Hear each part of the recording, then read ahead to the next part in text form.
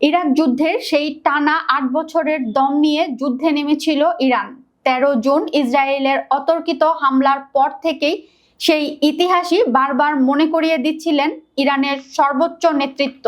তেল বাজারে মন্দা, মধ্যপ্রাচ্যের আঞ্চলিক বিশৃঙ্খলা, যুক্তরাষ্ট্রে জড়িয়ে গেলেই সর্বাত্মক যুদ্ধের দামামা, সব মিলিয়ে আটকে উঠেছিল পুরো বিশ্ব।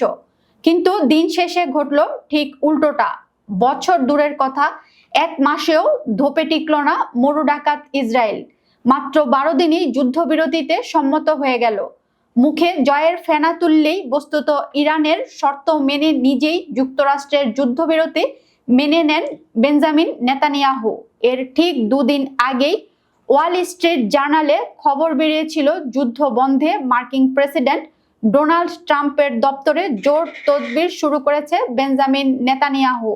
সে হিসাবে যুদ্ধবিরতির কয়েকদিন আগে থেকে